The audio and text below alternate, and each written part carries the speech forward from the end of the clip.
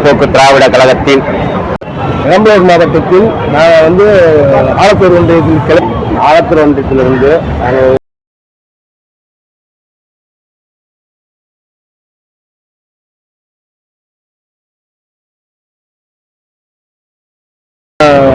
சுமார் ஒரு 2000 பேருக்கு அன்னதான வழங்க வந்திருக்கிறோம். இப்போது நான் கேப்டன் எல்ஐசிக்கு நிலையிடத்துக்கு ஒரு சுமார் 200 பேர் அங்கிருந்து ஒன்றியத்திலிருந்து கிளை வைக்க ஒன்றியத்தில் இருந்தோம், மாவட்டத்தில் இருந்தோம், நிறைய பேர் வந்திருக்கிறோம். இங்கே என்னுடைய தலைவன் அவருடைய இல்லத்துக்கு நினைக்கவில்லை என்றால்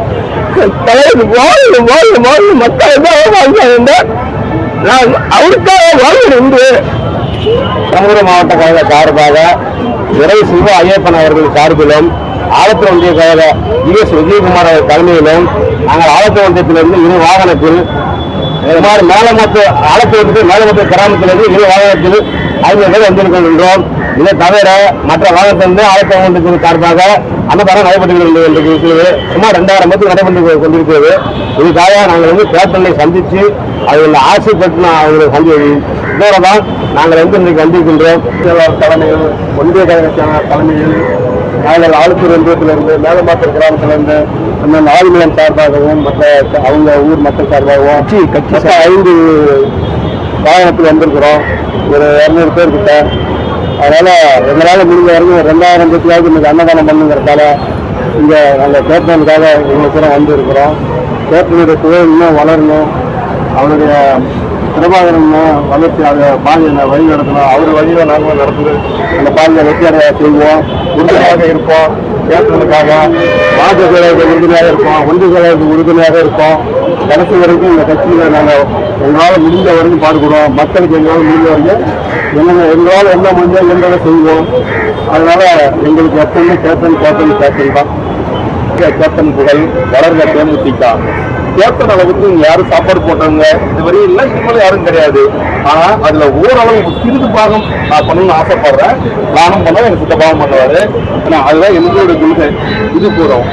அவர் கட்சிக்காரன்னு சொல்லிட்டு இருக்காங்க, அதெல்லாம் தப்பு. அதாவது அவரை ஒரு உணவு விதைச்சு விட்டாருன்னு சொல்றதுதான் கருத்து. அது மரமா வளரும்.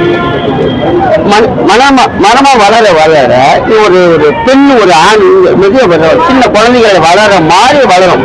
அந்த வளர்ச்சி தான் அவரை விதைச்சுட்டாருங்க. ஆனா அவரை பொதிக்கவில்லை. பொதிச்சுட்டு சொன்னவங்க முட்டாள், ஆனா விதைச்சிட்டு சொன்னவங்க அறிவாளி.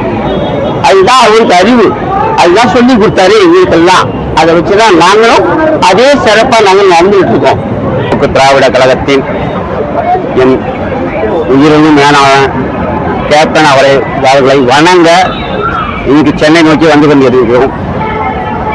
நாங்கள் பெரம்பலூர் மாவட்டம் ஆலத்தூர் கிழக்கு பகுதியில் இருந்து இன்று அன்னதானம் வழங்குவதற்காகவும் சிறப்பு ஆராதனை செய்வதற்காகவும் எங்களது கழக தொண்டர்களுடனும் நிர்வாகிகளுடனும் தற்போது சென்னை வந்து கோயிலில் நின்று கொண்டிருக்கின்றோம்.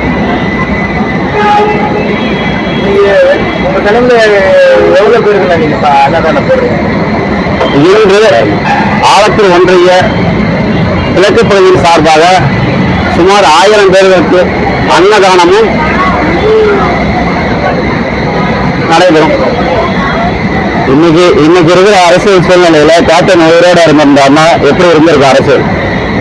கேப்டன் இன்று உயிரோடு இருந்திருந்தால் கேப்டன் ஆட்சி தான் மலர்ந்திருக்கும். புரட்சி கலைஞர்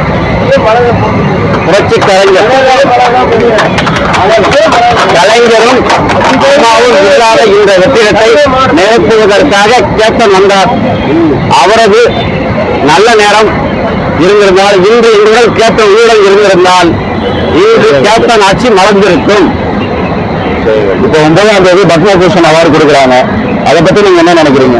இது நமது அந்நியார் சொன்னதுபடி காலதாமதமாக கிடைக்கப்பட்ட ஒரு விருது. அதாவது அவர் பெஸ்ட் எடுத்துருக்கார். மனைவிக்கும் பசங்களுக்கும் வேலை கொடுத்துருக்கார். அவ்வளவுதான். இன்னைக்கு பாத்தீங்கன்னா எல்லாமே இப்போ இந்த எல்லாருக்கும் லீவ் நாள் தான். இப்போ பீச்சில் பாத்தீங்கன்னா இப்போ எம்ஜிஆர், கலைஞர், ஜெயலலிதா இருக்கிறாங்க. அதெல்லாம் விட்டுட்டு எல்லாம் பசங்கள்லாம் பாத்தீங்கன்னா பீச்சுக்கு போனோம் அப்படின்னு ஒரு என்டர்டைன்மெண்ட் இருக்கும். அதை மீறி இந்த கோயிலுக்கு வரதுக்கு உங்களுக்கு தனிப்பட்ட காரணம் உள்நோக்கம் என்ன? கொள்கை தான்.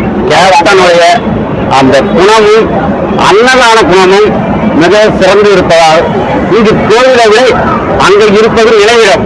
இங்கு மக்கள் வந்து கோயிலாக வணங்குகிறார்கள். அதனால்தான் இங்கு கோயில் அபிஷேகமும் அன்னதானமும் நடைபெற்றுக் கொண்டிருக்கிறது.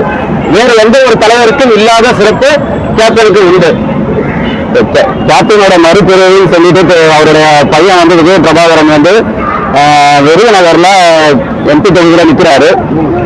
அதை பத்தி உங்களுடைய கருத்து சொல்லுங்க. கேப்டன் பிரபாகரனின் வெற்றி நிச்சயிக்கப்பட்ட வெற்றி. எத்தனை லட்சம் ஓட்டுகள் வித்தியாசம் என்பது மட்டும்தான் இன்று கணிக்கப்படாமல் இருக்கிறது.